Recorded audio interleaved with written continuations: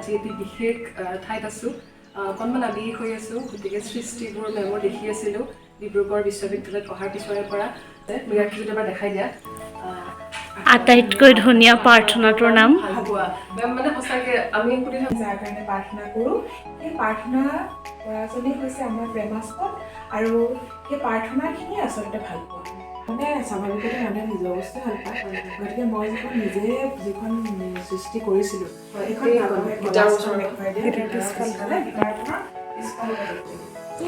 নমস্কাৰ সকলোকে স্বাগতম জনালোঁ মোৰ ইউটিউব চেনেল অনুভৱৰ বৰষুণলৈ আৰু মোৰ লগত গৈ আছে স্বাতী মেমৰ ঘৰলৈ দীপাশা ববিতা আৰু মৃগাক্ষী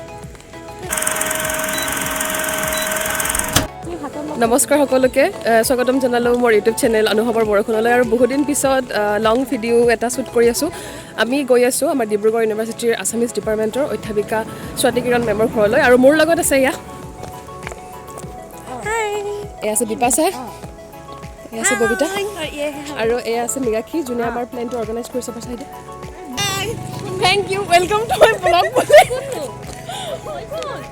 চ' আমি ধুনীয়াকৈ গৈ আছোঁ মেমৰ ঘৰত গৈ পাই পেলাই আমি ধুনীয়াকৈ ব্লগটো কণ্টিনিউ কৰিম চ' এয়া আমি আহি পালোঁ মানে মেমৰ ঘৰ নাই পোৱা এতিয়ালৈ গালিটোত সোমাইছোঁ গতিকে মেমৰ ঘৰ পালে মেমৰ লগত কথা পাতিবলৈ চেষ্টা কৰিম গতিকে আপোনালোকে চাই থাকক নমস্কাৰ সকলোকে মোৰ ইউটিউব চেনেল অনুভৱৰ বৰষুণলৈ সকলোকে স্বাগতম জনালোঁ আজি এটি বিশেষ ঠাইত আছোঁ অকণমান আবেগিক হৈ আছোঁ গতিকে সৃষ্টিবোৰ মেমৰ দেখি আছিলোঁ ডিব্ৰুগড় বিশ্ববিদ্যালয়ত অহাৰ পিছৰে পৰা আৰু সেই ভাল লগাখিনি আৰম্ভ বেছিকৈ হৈছিলে যেতিয়া চক্ৰপাণি পৰাশৰ মেমৰ বাৰ্তালাপ চেনেলটোত তেওঁ নিজে আহি পেলাই মেমৰ প্ৰত্যেকটো বস্তু দেখাইছিল তেওঁৰ চেনেলটোত দেখিছিলোঁ আজি নিজে হুবহু দেখি যথেষ্টখিনি আবেগিক হৈ পৰিছোঁ সকলোৱে জানে মেমৰ বিষয়ে মেমৰ সৃষ্টিৰাজিৰ বিষয়ে তথাপিও মোৰ অকণমান মন যাতে মোৰ ইউটিউব চেনেলটোত অকণমান মেমৰ অনুভৱবোৰ সাঁচি থাকোঁ সেয়ে মেমৰ পৰা অকণমান মেমৰ বিষয়ে আৰু গোটেইখিনি বিষয়ে অকণমান ঠিক আছে সুধা তুমি কি জানিব বিচাৰিছা মেম আপোনাৰ মেম মানে আমাৰ ডিব্ৰুগড় বিশ্ববিদ্যালয় বা নাহৰৰ দিশক লৈ অনুভৱটি অকণমান জানিব বিচাৰিছোঁ ডিব্ৰুগড় বিশ্ববিদ্যালয় আচলতে মোৰ জীৱনৰ এটা অংশ কাৰণ কথাটো এনেকুৱা যে ডিব্ৰুগড় বিশ্ববিদ্যালয়তে মই MA পঢ়িলোঁ তাৰপিছত MPhil কৰিলোঁ PhDও কৰিলোঁ আৰু তাৰপিছত মই এখন বিশ্ববিদ্যালয়ৰ অধ্যাপিকাও হ'লোঁ গতিকে স্বাভাৱিকতে এটা মই এৰাব নোৱাৰা একেবাৰে আচলতে মোৰ দ্বিতীয় এখন ঘৰ বিশ্ববিদ্যালয় আৰু ল'ৰা ছোৱালীবোৰ এনেকুৱা যে তোমালোক বছৰি বেলেগ বেলেগ ল'ৰা ছোৱালী আহি থাকে আৰু সকলোকে মই নিজৰ পৰিয়ালৰ অংশ বুলি ভাবোঁ সকলোকে বহু দিনৰ পিছত লগ পালেও মোৰ নিজৰ পৰিয়ালৰ কাৰোবাক লগ পোৱা নিচিনা লাগে আৰু কাৰণ বিশ্ববিদ্যালয়খন মোৰ কেৱল চাকৰি ক্ষেত্ৰ নহয় এখন মই কৈছোঁ যে মোৰ দ্বিতীয় এখন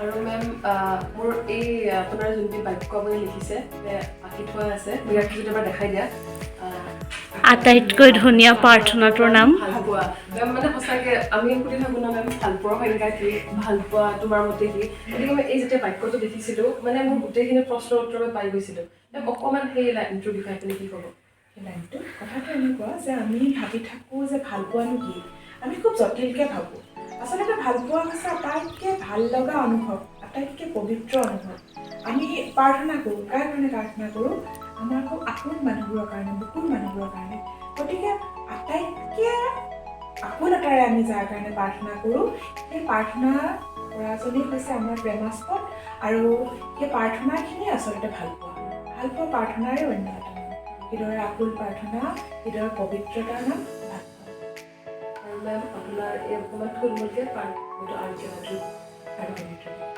কথাটো এনেকুৱা হয় যে পাৰ্থ বিজয় দত্তৰ আচলতে হাওঁফাওৰ কৰ্কট ৰোগত তেওঁ মৃত্যু হৈছিল মাত্ৰ 35 বছৰ বয়সত আৰু শৰীৰৰ পৰা পাৰ্থ সুকুমাৰ কলাৰ বিভিন্ন বিধাৰ লগত জড়িত আছিলে সেই সৰু কালচোৱাত সি অভিনয় কৰিছিলে আৰু বাদ্যযন্ত্ৰও বজাইছিলে গানো গাইছিলে কিন্তু পিছলৈ সি মূলতে ছবি মূলতে স্কেটছ আচলতে স্কেটছ কৰিবলৈ ল'লে আৰু গল্প কবিতাৰ মানে লেখাৰ জগতখনলৈ সি বেছিকৈ গ'লগৈ সেইকাৰণে অভিনয় ছবিনয় সি কৰা বাদ দিলে আৰু পিছত যেতিয়া সি অসম লোকসেৱা আয়োগৰ পৰীক্ষাত উত্তীৰ্ণ হৈ 2010 চনত সি উপআৰক্ষী অধীক্ষক হিচাপে DSP হিচাপে সেই চাকৰিত যোগদান কৰিছিলে তাৰপিছত 2017 চনত তাৰ কেঞ্চাৰ ডিটেক্ট হৈছে 2017 চনত যেতিয়া তাৰ কেঞ্চাৰ ডিটেক্ট হৈছিলে সেইখিনি সময়ত তাক মানে কোকিলাবেন ধীৰুভাই আম্বানী হস্পিটেলত এজন খুব বিখ্যাত চিকিৎসক আছিল ৰাজেশ মিস্ত্ৰী। ৰাজেশ মিস্ত্ৰীয়ে তাক কৈছিল যে তাৰ এটা লাং কমপ্লিটলি ৰিমুভ কৰি দিব লাগিব। সেইটো যেতিয়া লাংটো ৰিমুভ কৰি দিয়া হ'ল, প্ৰায় 14 ঘণ্টীয়া দীঘল এটা জটিল অস্ত্ৰোপচাৰ আছিলে। আৰু সেই অস্ত্ৰোপচাৰৰ পাছত যেতিয়া সেই জ্ঞান ঘূৰাই পাইছিলে, মোৰ প্ৰথম প্ৰশ্নটো আছিলে যে স্বাতী, তুমি মই গৌৰৱকে লিখি থোৱা গল্পটো পঠালানে নাই, যে সিমানখিনি তাৰ জীৱন স্পৃহা। আৰু তাৰ দুটা কথা জড়িত হৈ আছিলে, অংগাংগীভাৱে জড়িত। যেতিয়া সি কিবা লিখে, সি একদম কটাকটি নকৰে। তেতিয়াহ'লে তোমালোকে ভাবি পাইছে কটাকটি নকৰাকৈ তেওঁ কেনেকৈ লিখে। কেতিয়াবা মই ড্ৰাফ্ট দেখাম, তাৰ আছে মানে সি প্ৰথমতে সেই কথাটো চিন্তা কৰি ল'ব, সুপৰিকল্পিত আছিলে পাঠ্য। প্ৰথমতে সেই কথাটো চিন্তা কৰি লয় যে সি কি লিখিব, আৰু সেইটো কাৰণে সি কি কৰে, স্কেটছ কৰে। তো স্কেটছ, বিনূত্ন স্কেটছবিলাকে তাক গোটেই লেখাটো সি কেনেকৈ আৰম্ভ কৰিব পাৰে, কেনেকৈ শেষ কৰিব লাগে, তাক স্থিৰ ৰূপ এটা দিয়ে। গতিকে তাৰ ছবিখিনি আৰু তাৰ লেখাখিনি দুয়োটা আচলতে ইটো সিটোৰ লগত সম্পৰ্কিত। এতিয়া তুমি মোক সুধিছিলা কেনেকৈ আৰ্ট কৰিলে। এইটো কথাটো এনেকুৱা হ'ল যে তাৰ যেতিয়া কেঞ্চাৰৰ চিকিৎসা চলি আছিল, সেই সময়তে তাৰ যিটো আৰ্ট মানে ড্ৰয়িং বুক আছিলে, সেইখন হেৰাই থাকিল এটা দুৰ্ঘটনাক্ৰমে। আৰু হেৰাই থাকিল মানে সি আচলতে কেমোথেৰাপিলৈ খুব দুৰ্বল হৈ আছিল। সেইবাৰ বিছনাৰ পৰা পৰি গৈছিল, এটা কিবা জটিলতা এটা হৈছিল তাৰপিছত সেইটো হেৰাই গ'ল। হেৰাই যোৱাৰ পিছত যেতিয়া সি গমেই নাপালে, কাৰণ কৈছোঁ সি মোৰ একদম সুস্থ অৱস্থাত নাছিলে যে এই যে সেইখন হেৰাই গ'ল। সি যেতিয়া ঘূৰি আহিলে, মোক ক'লে যে এইখিনি ছবিটো মই আকৌ আঁকিব নোৱাৰিম, মোৰ হাতততো ইমানখিনি সময় নাই। সি মানে এইটোও জানিছিলে যে সি বেছিদিন জীয়াই নাথাকে। সেইকাৰণে সি সদায় কৈছিলে যে মানে কিবা শিক্ষাৰ তাৰ শেষৰ ফালৰ গল্পবিলাকতো সি লিখি গৈছে যে মানুহ এটা নোহোৱা হৈ গ'লেও ক'ৰবাত থাকি যায়। মানে সেইটোত সি বিশ্বাস কৰিছিলে। আৰু সি বিশ্বাস কৰিছিলে যে ভালপোৱা আৰু সৃষ্টিশীলতা, এই দুটা বস্তু মানে মৃত্যুতকৈ শক্তিশালী। আৰু ভালপোৱা আচলতে এডাল মানে সাঁকো এখন, যি মৃত্যু আৰু জীৱনৰ মাজত এটা সংযোগ সূত্ৰ স্থাপন কৰে। সেইকাৰণে তাৰ যেতিয়া মৃত্যু হ'ল, মোৰ খুব বেয়া লাগিলে যে মই মানে কি কৰিম। মই সদায় ভাবোঁ যে কি কৰিম, কাৰণে সৃষ্টিশীলতাৰে জীয়াই থাকিব খোজা মানুহ, আৰু সি খুব যুক্তিবাদী মানুহ। স্বাভাৱিকতে মই অকাম নিকাম একো পতা নাই। তো মই কি কৰিলোঁ যে তাৰতো যিখিনি হেৰাই গ'ল সেইখিনিতো পোৱাটো সম্ভৱ নহয়। সেইকাৰণে মই বিভিন্ন অসমৰ চিত্ৰশিল্পীৰ সৈতে যোগাযোগ কৰিলোঁ। নীলিম মহন্তৰ পৰা নীলিমা ঠাকুৰীয়া হওক, বাইদেউৰ কথা এইমাত্ৰ মই তোমালোকক কৈছিলোঁ, আমিনুল হক ছাৰ, তেনেকৈ বিভিন্নজনৰ লগত মই যোগাযোগ কৰিলোঁ।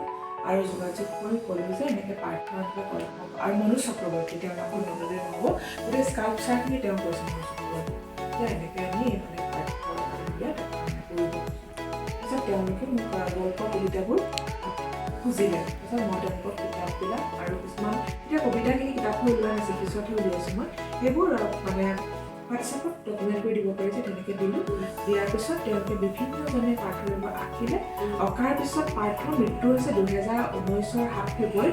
আৰু আমি 2019 ফেব্ৰুৱাৰীৰ পৰা আমি এইটো পৰিকল্পনা আৰম্ভ কৰিছোঁ, কিন্তু এইটো আনুষ্ঠানিকভাৱে মুকলি কৰা হৈছে 2021 10 অক্টোবৰ। গতিকে বহুতখিনি সময় আমাক লাগিলে। আৰু লকডাউনৰ সময়তো মই যিহেতু বিশ্ববিদ্যালয়ত নিয়মীয়াকৈ যাব লগা হোৱা নাছিল, গতিকে মই ছবিখিনি কিছু দায়িত্ব ল'বলৈ, কাৰণ অকলতো আঁকিলেই নহ'ব, এইখিনি বন্ধা অনাকে ধৰি অনেক কাম থাকে, সেইখিনি কৰিবলৈ মই কিছু সময় পালোঁ। গতিকে এই গোটেই কথাখিনি আচলতে পাৰ্থক সৃষ্টিশীলতাৰে জীয়াই ৰখাৰ লগত জড়িত। আৰু এটা প্ৰশ্ন সুধোঁ, আকৌ ডাঙৰকৈ ভাবিছেনে আকৌ মানে গোটেইবোৰতো হ'লনে সন্নিৱিষ্ট তেখেতৰ কিতাপবোৰ মানে কথাখিনি এনেকুৱা যে মূলতে তেওঁৰ যিখিনি আছিলে পাৰ্থৰ, সেইখিনি নিৰ্বাচিত অংশবিলাক, আৰু যিখিনি সি মূলতে শিকিছিল। কাৰণ এজন মানুহে যদি ধৰা তুমি একদম সৰুৰে পৰাও লিখে, একদম সৰুতে মানুহ এজনৰ লেখাবিলাক পুৰঠ নহয়। গতিকে পুৰঠ বয়সৰ লেখাখিনি গোটেইখিনি ইয়াত আছে, সন্নিৱিষ্ট হৈছে। আৰু মই আৰু বহুত সময়ত আমি পেইণ্টিং কিছুমান সলাবও লগা হৈছে, এইটো কাৰণে যে তোমালোকে দেখিছা কিছুমান নষ্ট হৈ গৈছে। কিয় নষ্ট হৈছে? আমাৰ ইয়াত মানে জলবায়ুটো খুব সেমেকা। সেইকাৰণে বৰষুণৰ দিনত বিশেষকৈ জুলাই আগষ্ট মাহত এই বাৰাণ্ডাৰ ছবিবিলাক আৰু এনেকুৱা কিছুমান ছবি খুব নষ্ট হৈছে, কিন্তু আকৌ অঁকাব লগা হৈছে। আৰু এটা তুমি বুজিছা, পৰিকল্পনাটো বহুত আছে, কিন্তু তাৰ কাৰণে মই আকৌ ডিব্ৰুগড়তে নকৰোঁ। কৰিলে মই গুৱাহাটীত কৰিলে কিছু কথা ভাবি থকা হৈছে, কাৰণ কথাটো হৈছে যে এইখিনি তুমি অস্থায়ী এটাত কৰিব নোৱাৰিবা, কোনেও নিদিব। তুমি এটা ঘৰ ভাড়ালৈ ল'লে তোমাক এনেকৈ মানে গোটেইবোৰতো ফুটাব লগা হৈছে ন, তাৰপিছত হেৰি কৰিব লগা হৈছে। তো সেইকাৰণে কি কৰিব লাগিব যে এটা স্থায়ী এটা সম্পত্তি হ'লে গুৱাহাটীত কিছু কথা ভাবিম। আৰু আপোনাৰ প্ৰিয় চিত্ৰ আছেনে কিবা? ইয়াৰ ভিতৰত যিমানবোৰ দেখিছোঁ প্ৰিয় গোটেইবোৰ প্ৰিয় আপোনাৰ দেখিছোঁ, মানে কিবা থাকে ন? প্ৰিয় মানে স্বাভাৱিকতে মানুহে নিজৰ বস্তু ভাল পায় গতিকে মই নিজে যিখন সৃষ্টি কৰিছিলোঁ সেইখন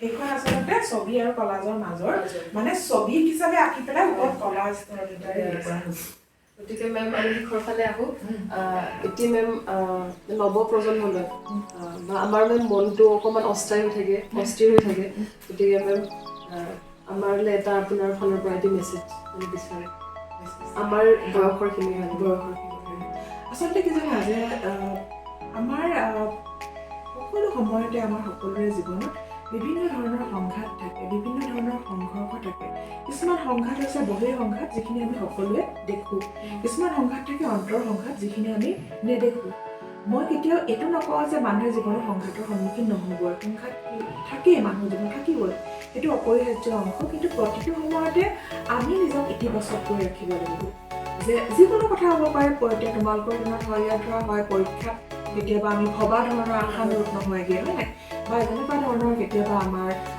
বিভিন্ন সময়ত আমি কাৰোবাক বিশ্বাস কৰোঁ কিন্তু আমি প্ৰতাৰিত হওঁ হয়নে যে সেই সকলো ক্ষেত্ৰত মই ভাবোঁ যে সেইবিলাক বিভিন্ন ধৰণৰ সংঘাত আহিব পাৰে চাকৰি তাকৰিৰ ক্ষেত্ৰতো বহুত প্ৰব্লেম আহে আমি নিজক ইতিবাচক কৰি যদি ৰাখোঁ নিজক যদি আমি সদায় যদি আমি পজিটিভকৈ ভাবোঁ যে ঠিক আছে এইটো হৈছে কিন্তু তথাপিও মই আকৌ উঠিম মই এইটো নাভাবোঁ যে মানে তোমাৰ দুখ লাগিলেও নাকান্দা সেইটো মিছা কথা দুখ লাগিলে সকলো মানুহে কান্দিব কিন্তু কান্দি উঠি কিমান সোনকালে আমি নিজকে আকৌ চম্ভালি ল'ব পাৰিলোঁ বোলে চাহ একাপ খোৱাৰ পিছত ভাল লাগিলে গান এটা শুনাৰ পিছত ভাল লাগিলে কিতাপ এখনৰ এটা চেপ্টাৰ বা কোনোবা ছবি তবি আঁকিও ভাল পাব পাৰে যিটো কাম কৰি আমাৰ ভাল লাগে সেই কামটো কৰি উঠি আকৌ আমি নিজক সতেজ কৰিব লাগিব আকৌ আমি পৰিস্থিতিৰ সৈতে সন্মুখীন হৈ যুঁজিব লাগিব গতিকে মেমলৈ বহুত বহুত ধন্যবাদ আৰু কেমেৰাৰ পিছফালে মৃগাক্ষী বিপাশা ববিতা আছে গোটেইবোৰ আছে আমি এটা ওলাম পাৰোঁ গতিকে মেমক বহুত বহুত ধন্যবাদ মেমৰ বহুমূলীয়া সময়খিনি আমাক দিয়াৰ বাবে সঁচাকৈ